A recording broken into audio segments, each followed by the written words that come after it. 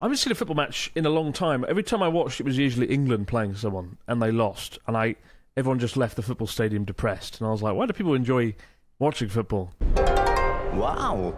Hello and welcome to the Abroad in Japan podcast. Probably the best way of learning about life in Japan without actually being in Japan. I'm your host, Chris Broad. We're joined as always by England's top Japan enthusiast, Mr. Pete Dawson. Pete, how the devil are you doing? What's going on?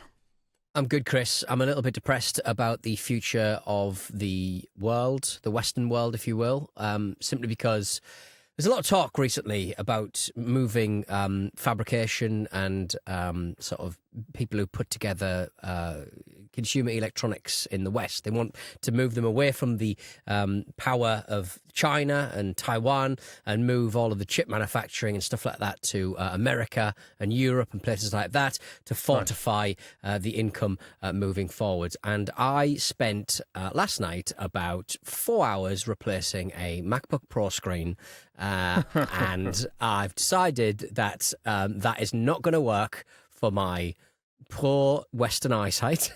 The screws are way too small. There are too many of them, and it is too delicate. And I had to use super glue at one point because I snapped something. And I'm just hoping against hope that it is going to be fine moving forward as an ongoing concern. My MacBook Pro from 2020, but I managed it. The patient is out of surgery, but not without a few side effects. You're the future of the tech industry, then, are you? You're going to be repairing all our computers. I just think that if I was going to attempt something like this, I should have attempted it some years ago when my eyesight was a little bit better. Terrible. Did it survive? I mean, Apple products aren't supposed to be, like, touched, right? They're always like, yeah, they're specially made on the inside. It's like a fabricated unicorn. Don't touch it. Because they don't really want people modding their stuff and making them good.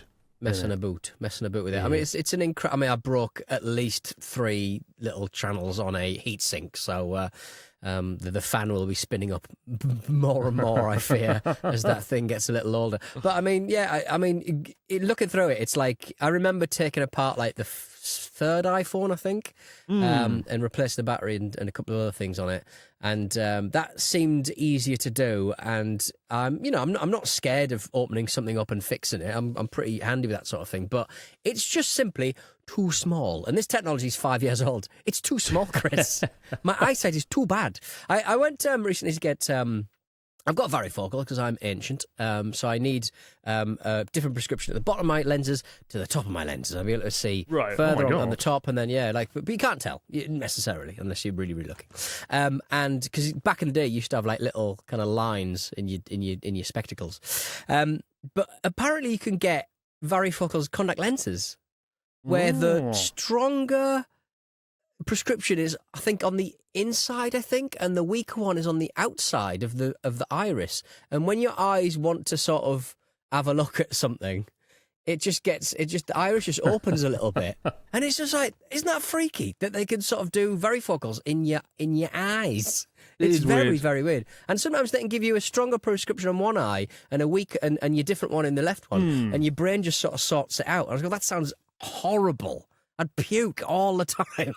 I mean, I remember wearing contact lenses. I tried them for like a year, and they were awful. And I don't know how people wear them like properly. Like, the idea of like scraping your eye off, like with a bit of, with your finger to try and get the damn thing out. It's quite easy though. I've done it I don't even bother washing my hands anymore. You think disassembling your Apple products is hard? I was like sticking my finger in my eyeball in the toilets at the school where I worked. The students would like come in and be like, "What are you doing? Chris Sense's gone crazy again."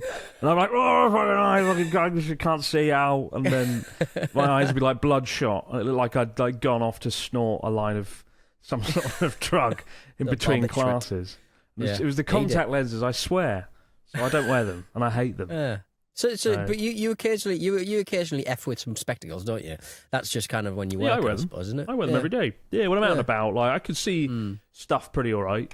But when I'm outside, stuff past like 5 meters gets a bit blurry. It just gives me a headache, right? But that's what I mean. I think that's pretty much the same prescription that I've got. But I just have, from the earliest moment of me being a little child, I wanted to see everything, Chris. I want to take every advantage. And like the Eye of Sauron. I want to see everyone. laser eye surgery? Fix it once and for all. I think it's one of those things that I've got so far. If I was in my 20s and I'd seen a few, when I was like in the bracket of me considering laser eye surgery, I don't think there were that many people who'd had it that I knew, and the process had only been a few decades old. And you really want a good meaty 60 years of laser eye surgery, because I think they just kind of regress. You did get it done, and then it just regresses into where it was anyway. Right. Eventually, doesn't it? So I think it might be a bit of a waste of time. I think I think as you get older, your eyesight changes quite rapidly and quite quickly as you get older and older. So I think if you get it done, I'm sure LASIK aficionados will tell us differently, but I think it probably makes more sense to have it done quite young rather than when you're, cracking on for your mid-40s. Or quite old, surely, if you're going to do it once. I mean, I'll do it for you if you want. I got a laser pen. Come on over. Pen, yeah. Just stare at the laser pen. That's how it works, isn't it? There's a lot of older actually women in my life, aka mother-in-laws and mothers, who've had like recent sort of cataract surgery and stuff. We're a big what's that thing that when your eye gets too much pressure in it? Glaucoma? Is that it? I think it's glaucoma. Yes. And you got to My put mum like has it. and you got to put like eye drops in to calm it down. My eyes have got too big. Yeah, big family of glaucoma enthusiasts. So that's probably something I've got to look forward to. Apparently, got very dry eyes as well. That's why they call him Starey Pete. Yeah. The contact lens man said he was putting some kind of fluid on my eye and he was going, 1, 2, 3, all gone. Apparently my eyes are so dry they suck up the fluid within horrible. 3 seconds. Disgusting. Like an arid desert. Give me it. Give me that fluid. It sounds like a shitty superhero ability, sponge eyes. Sponge eyes. Fucking Petey awful Sponge condition. Eyes. There's Petey the title of the Sponge show, Eyes. Petey Sponge Eyes. Fucking hell. Had an oil spill out at sea, SO. I'll come over and help. He soaked up all the oil, yay! Seriously, macabre Sponge imagery eyes. going on here. Delicious. Enough of this sponge eyes business. Sorry about the eye stuff, guys. Get me out of this conversation. We got a story this week from Mark from the UK who doesn't have sponge eyes, and he says, "Dear Chris and Pete, whilst in Osaka, I went with my 2 sons to a Gamba Osaka football match. We're Reading fans, so wore our shirts as we've done.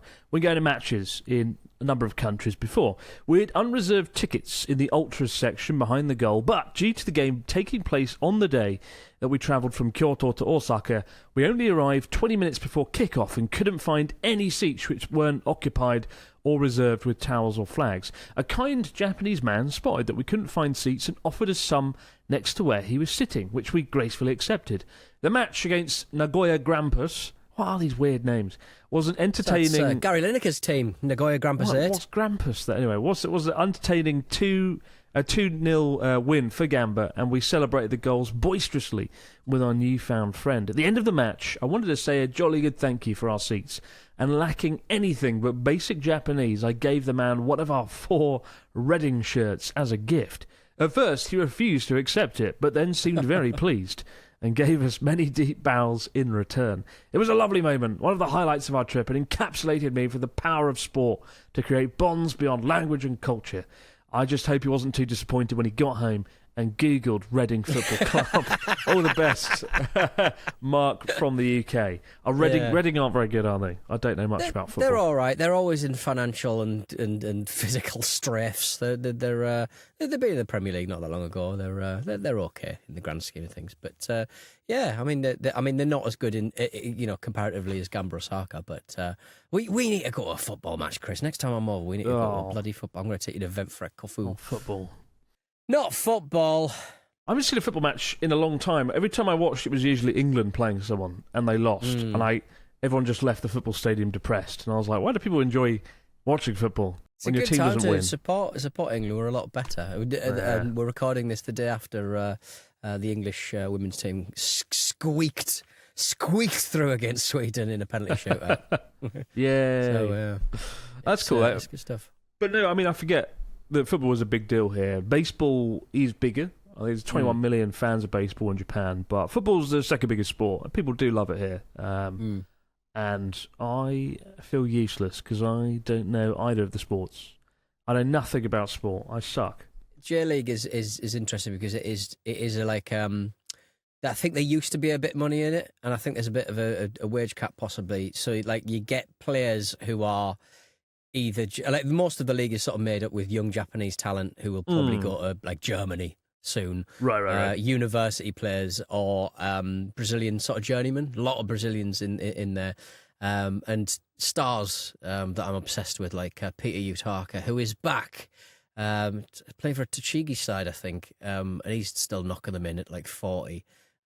He's like one of those kind of like hired gun kind of strikers who probably was on like a fair amount of money, probably about $1 million a year 2 years ago, 3 years ago, which is good money for a footballer in J League.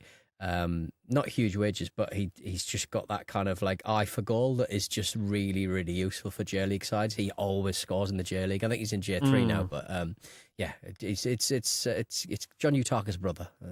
I'm obsessed with Peter Utaka. If you give him a Google. It must be so hard to become like a professional football player given the competition. Like I remember a lot of my best friends had soccer dads who were like, "Come on, son, hit the fucking ball. I'll beat you. I hate you. I hate you." And like my friends were like, their dad would like them depending on if they could kick a ball, and it was just... whenever you see like an interview with a like a proper like legendary footballer, like David Beckham documentary talking about his dad, of course, his dad, right? I wanted to impress my dad. And it's just like that's why none of my children will ever be successful in any sphere, because it's just like you've got to be.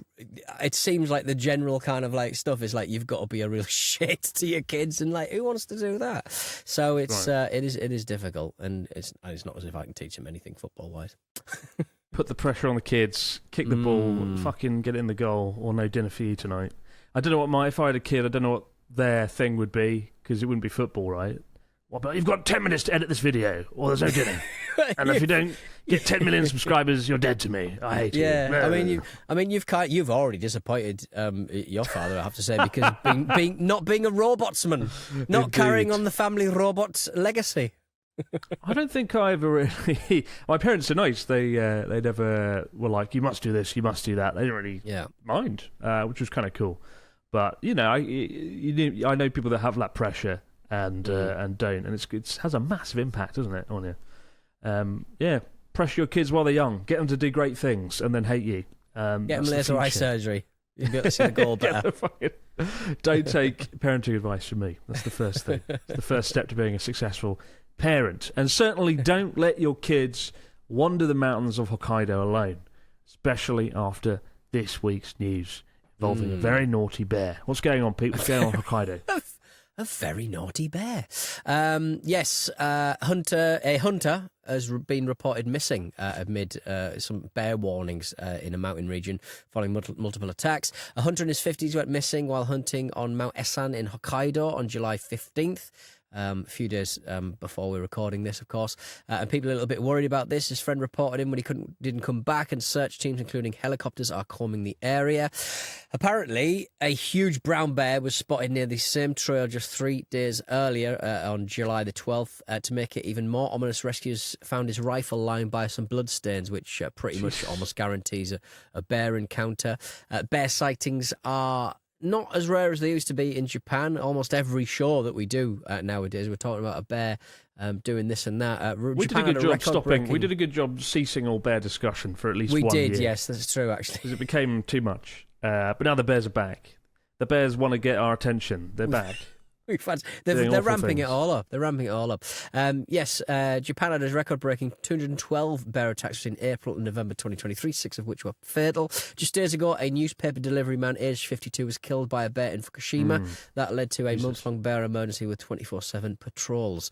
Authorities are getting tougher on the wildlife. Starting this September, a new law lets local governments authorise shooting any bear wandering too close to towns, even if it hasn't attacked anyone yet.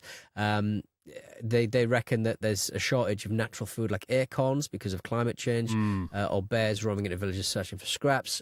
Fewer people live in rural areas, so that there's more of the forests basically just taking over, which is, bears absolutely love reclaimed farmland apparently, and it's kind of like a perfect storm for bear attacks at the moment, and the prefecture sort of authorities are doing their best to kind of battle it, which invariably means shooting them on sight by the looks of things. But there's 12,000 bears. There's 12,000 bears in Hokkaido. It's crazy. I remember when we did the cycle back in April.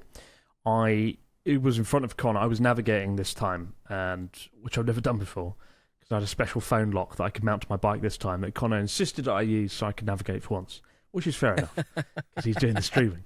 I was like the scout of the group. I'd always be ahead of, Connor and Felix or Connor and Gant. I'd be 100, 200 metres up the road, and I was like always scanning the sort of hills around where we were, and the fields and the trees for bears. And we saw like a wolf, we saw like a fox. Really? Wow. We saw wildebeest, we saw everything, but we did not see a bear, and I'm not complaining. Well, that would have been kind of cool from a distance, but there were plenty of signs being like, you will die, bears are coming, they're here. Yeah, but you don't have to outcycle a bear, you just have to outcycle Gant and Felix and everyone. But apparently the Hokkaido Asuri brown bears are sometimes 3 meters tall, 300 kilograms. They're very big, yeah. Andre the Giant. I could take a black bear with a stick. I could do it, I reckon. Right. It's not a challenge I want to see. But I couldn't take a brown bear, you're fucked. So bear that in mind if we're in Hokkaido. If it's brown, lay down. If it's black, hit back. And if it's white, say goodnight. Yes, as they say. That's the slogan. I never like the advice of lay down, because surely you become like a dinner bowl. Your face is about to be a trough for a bear. What is the sort of logic there? You're just lying down because you're tired. Too tired to fight. Yeah, too tired. I'm dead. I don't know what I'd do. I mean, I'd probably just throw a rock at it or something and back away slowly. Fuck knows. I don't want to get in that position. That's the secret to success. I remember when we did the Shirakami Sanchi hike. It was a beautiful hike in the mountains of Aomori. After you walk up to your knees in water through these waterfalls. It's incredible, one of the most amazing places I've ever been. But you have to ring a bell every 10 seconds because there's so many. And just before you get to every corner, you have to give it a little ring just to make sure the bears don't get startled. Never seen one. Still never seen one. Probably for the best. But just be careful if you're out there, guys, especially in Hokkaido. And there seems to be a lot more tourists than usual travelling around Hokkaido. Just be careful not to startle any of the wildlife when you're out. Yes. Particularly in forests or hiking up mountains. Hiking up mountains is, of course, the worst place to be. Mount Esan.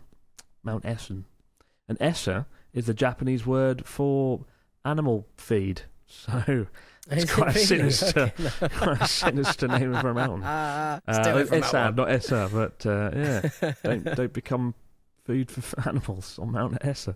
We're back in a moment, guys. We have stories, comments, and questions over in the fax machine. Wow. And we're back with the fax machine. What do we got this week from our listeners? Mr. Dawson, fill us in. Hello, coffee connoisseur Chris and peddling Pete. I met my partner during her working holiday. Excuse me. During I'm going to start that again. I met my partner during a working holiday in Australia back in 2019. I was distracted by cough. She returned to Japan in early 2020 to finish university, and we ended up doing long distance until 2023. I mean, I guess a lot of people did. It was COVID, wasn't it? I proposed later that year, and now she's back in Australia, and we're about to get married. Hey, well done. Unless you fucked it and she didn't do it. We'll be having a traditional wedding in Aichi. It's in the future. Nagoya, where Nagoya Grammar Theatre is based. So Gary Lineker will be in attendance, which her family is really excited about. We're currently decided whether to take my English surname or her unique Japanese one, which has a lot of history. Since we plan to live in Japan long term, I was wondering, would taking a Japanese last name help with things like job opportunities or naturalisation? Thanks again for all the great content. Kindest regards, Nicholas. What's in a name, Chris? What is in a name? I do wonder. It might make life easier in some respects. It might make getting a job easier. I know people, foreign friends here, who book under a Japanese name, and they have found, they claim that they get into restaurants easier. I see. Whether that's true or not, I don't know, but that's what they claim. Mr. Takanashi is here. All right, mate. doesn't Mr. work if Takanaki. It doesn't really work if your first All name's right. foreign. You can't be Pete Takanashi. You could be. You can't be Pete In a little Takahashi. bit, yeah. You can't. So you have to go all in. It's because your name would be like Nicholas Tanaka, Nicholas Sato, or whatever. They might not work so well. But do it. It's cool. I think it's cool. It's exotic. Yeah. I was my partner's second name is Champion, and Yeah. if you think I didn't Cool. think about taking that second name, Pete Champion. we're not married yet, but I would definitely be interested. When we named our daughter, because with adoption you got to give them your second name. You're not allowed to change the first name, but your second name. But she's a Donaldson Champion.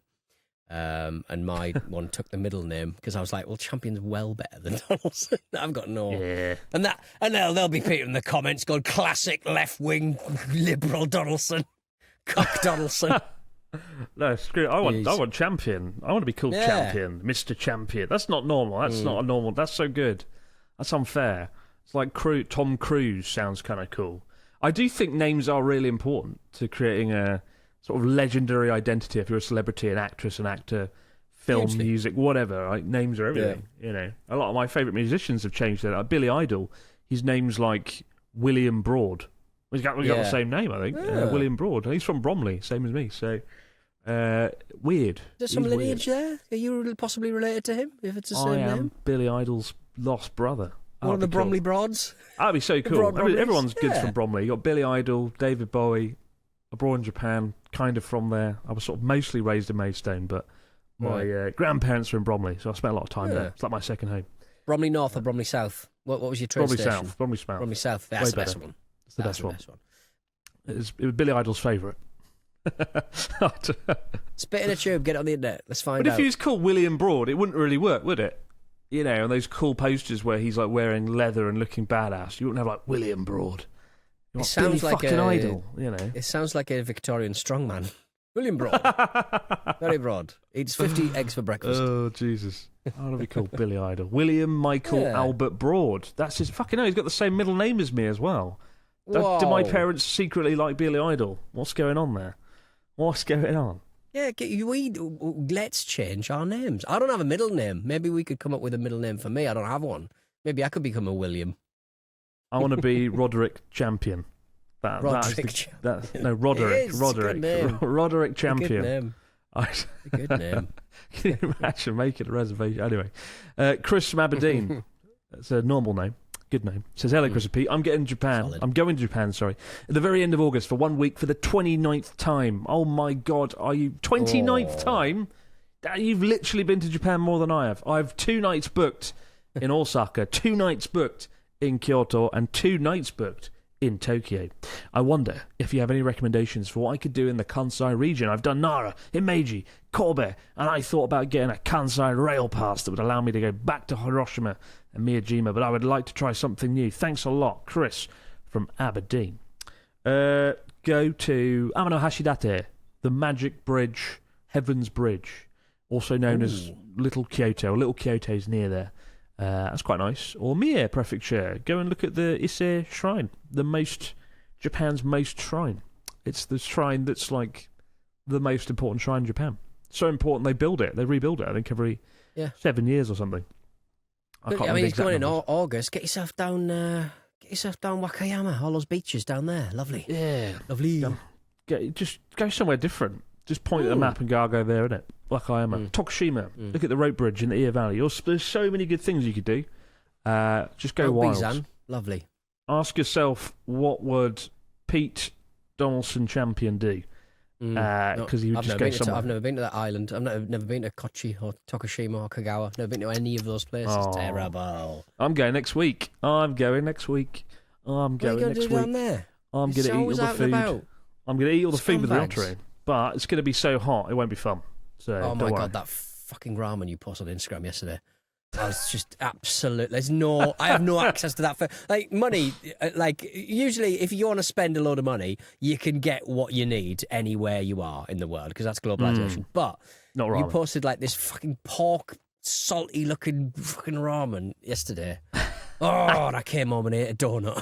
It's a very different meal. Very different meal. I was in Asakusa and it was a bit late, sundown, and funnily enough, I was lining up for Burger King.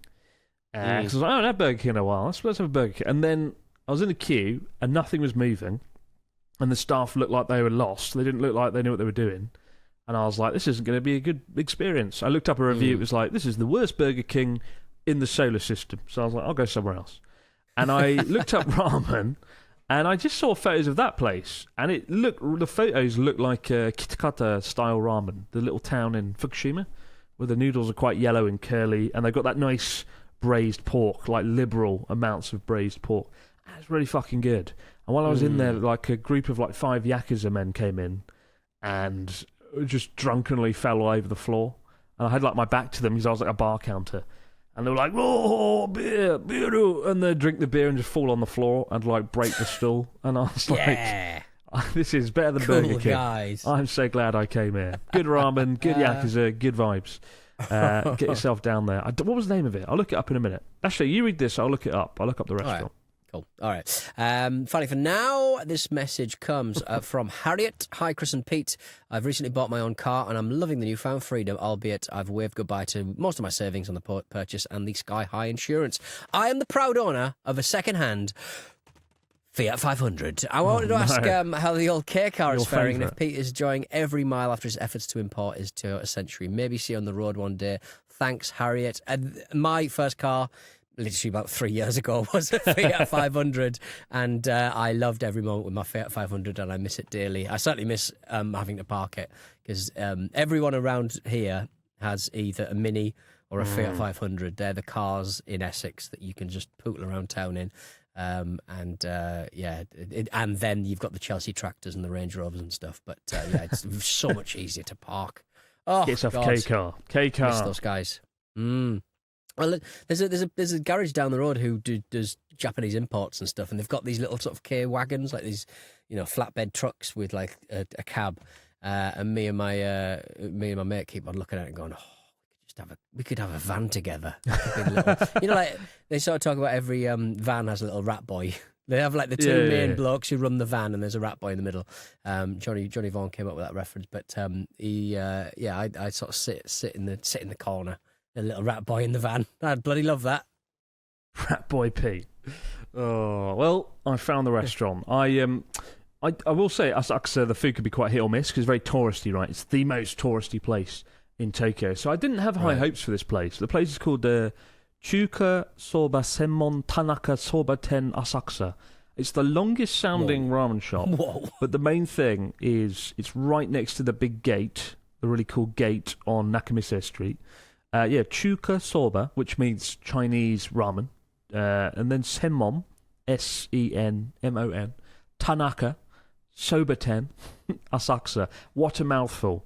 Just type in ramen. Go to Nakamise Street on Asakusa. Type in ramen, and you'll see it though. It's got 4.1 stars on Google, and the top review says it's a small ramen shop. The noodles were thick, bouncy, and very chewy. Ooh. The chashu was a little fatty, but overall, a delicious bowl. And it was very, very... It's fucking good. It's very good. More fat. If someone says a meat is fatty, well, just give me more of that meat then. That is a selling point for me. I've got mates who will cut off like the fat off a steak. I'm like, that is the best bit. I know that's going to give me coronary artery disease, but that is the best part of the steak. You're eating steak. You've got to eat the whole thing. Show some respect. And with the ramen pork, like the fat is usually quite buttery and delicious, right? I suppose pork fat can be a bit of a turn off. In the UK, it is quite hard normally, right? Pork fat, but in Japan, they cook it in such a way it's very buttery and delicious. And now I'm getting fucking hungry, and I want to go back to Tanaka Ramen Soba restaurant every time. I've not eaten because it's 6 a.m. for me, and it's like 3 or 4 in the afternoon for you. And you're always like ready for tea, and I've not eaten for breakfast. I'm like, I'm going to have some shreddies. You can, because we're done. Yeah. Keep the stories, questions, comments coming into Abroad Japan Podcast at gmail.com. But for now, guys, have yourself a great few days. Stay away from those bears. Get yourself some ramen. We'll see you right back here to do it over again on the Abroad Japan Podcast. Bye for now. Go and watch the football. No.